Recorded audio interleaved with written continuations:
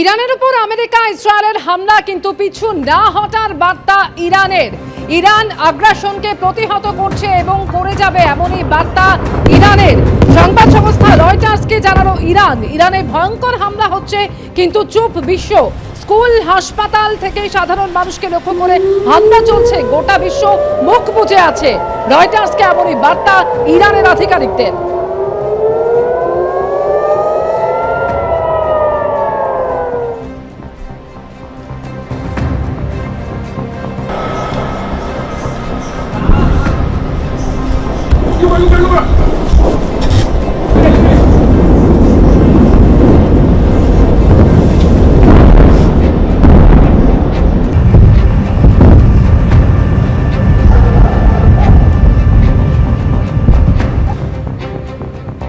পশ্চিম এশিয়ায় তীব্র সংঘর্ষ, আঘাত পাল্টা আঘাত, তার কি প্রভাব পড়ছে ভারতের অর্থনীতিতে?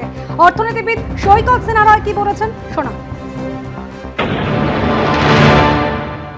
ভারতবর্ষে যেটা হচ্ছে সেটা হচ্ছে ভারতবর্ষ, আমরা দেখছি যে আমরা ভেনিজুয়েলা থেকে বেশি তেল কিনবো, রাশিয়া থেকে সস্তা তেল কিনবো না, অন্যান্য জায়গা থেকে আমরা তেল কিনবো, সেখান থেকে বেশি দামে কিনবো। প্রথমত আমাদের বাণিজ্য ঘাটতি কিন্তু বাড়বে। Per unit cost of production, যে কোনো জিনিসের per unit cost of production বাড়বে এবং এটাকে আমরা অর্থনীতির পরিভাষায় বলি oil price pass through.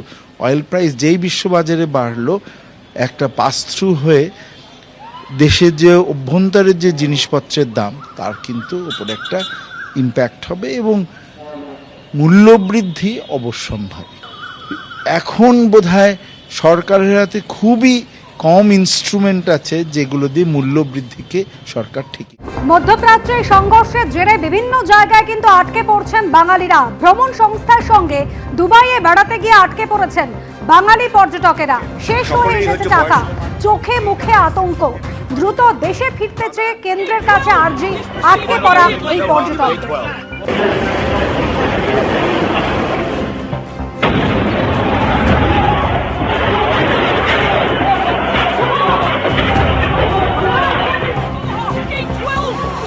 Final boarding will go on Gate 12.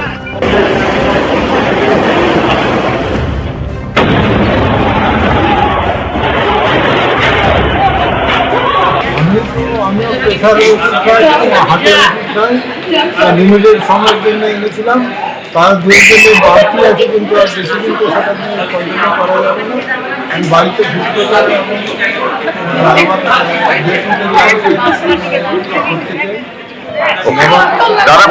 ভয়ের মধ্যে আছি। এখন এয়ারস্পেস যতদিন না ক্লিয়ার হচ্ছে, আমরা এই হোটেলে আমাদের থাকতে পয়সা করি না।